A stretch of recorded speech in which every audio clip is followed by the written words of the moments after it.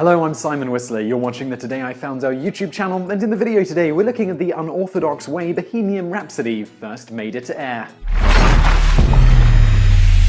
Clocking in at 5 minutes and 55 seconds long and encompassing elements of hard rock, opera and pop, Bohemian Rhapsody is certainly one of the most eclectic songs to make it onto the charts, but it's by no means the longest. Hey Jude by the Beatles, 7 minutes and 11 seconds, I'll Do Anything for Love But I Won't Do That by Meatloaf, 7 minutes and 58 seconds, and All Around the World by Oasis, 9 minutes and 38 seconds, are all songs that have managed to squeak their way onto the charts despite being about twice the length of most other pop songs. That said, the fact that there are so few songs over 5 minutes in length that have gained that much airtime is a testament to how rare of an occurrence that actually is. Taken from the album A Night at the Opera and credited solely to Freddie Mercury, Bohemian Rhapsody is noted as being one of the most lavishly expensive songs ever recorded. In fact, it was reportedly the most expensive single ever at the time. This was, in part, due to the band ultimately using 180 separate overdubs, which was incredibly tricky to do given that they were working with 24-track analog tape. There was also the fact that Mercury wasn't exactly sure how the song was supposed to go. Queen's producer and a close friend of Mercury, Roy Baker, would later note that the opera section of the song ended up sounding nothing like Mercury's original concept because they kept changing and adding things to it. He also noted that when Mercury first introduced him to the idea of the song, he played the beginning on the piano, then stopped and said, "This is where the opera section comes in." Then we went out to eat dinner.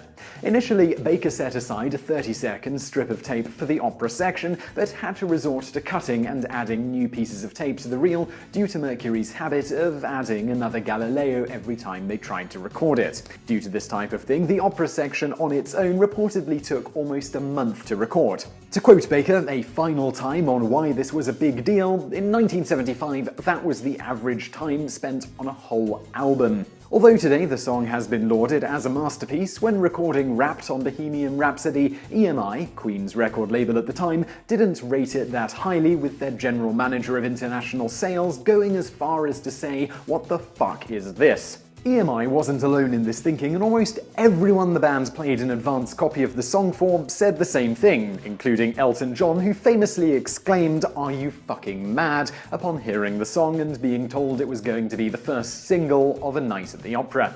As it turns out, EMI had banked on You're My Best Friend being the big hit of the album, and they pushed the band to make it the first single. Queen remained steadfast in their decision and told EMI that the first single had to be Bohemian Rhapsody. In response, EMI tried to meet the band in the middle and suggest that they trim the song down, a suggestion that the band quickly dismissed. The one person who saw the genius of the song, other than the band of course, was a famed DJ and close friend of Mercury, Kenny Everett, who famously stated that it was going to be #1 for centuries. Exactly how Everett first got a hold of a copy of the single early in October of 1975 isn't clear. Depending on who you want to believe, Everett either asked Roy Baker for a copy after hearing it at a private demonstration, or was sent one by Mercury himself shortly after it was recorded. Either way, we know that Everett was asked to kindly keep the record to himself and absolutely not play it on the radio or talk about how he'd gotten his hands on a hot new record live on air. According to Baker, Everett got the message, with Baker stating he said, "I won't play it," while giving them a wink. You see, the band was still struggling to get their label to make it the first single of the album, so they took matters into their own hands.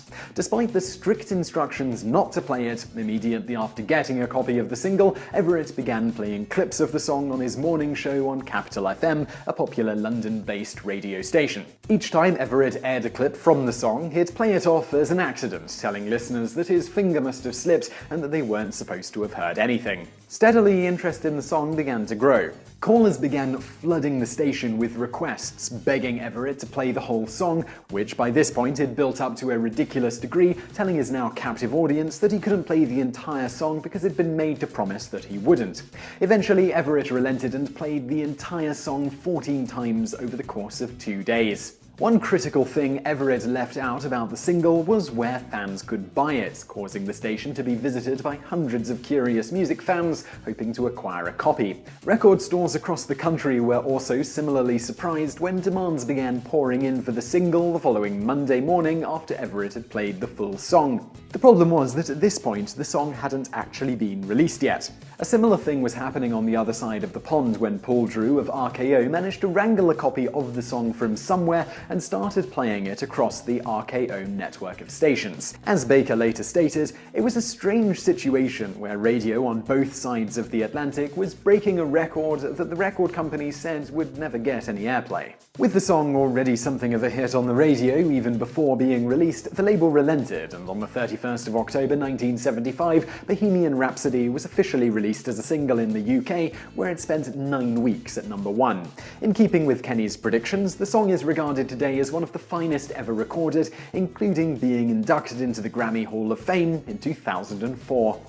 So I really hope you found that video interesting. If you did, please do give us a like below, it really helps out. And if you haven't already, do subscribe to our channel. And if you think there is someone out there who would like this video, share it with them. If you click below, you'll find a whole lot of sharing options. And thank you very much for watching.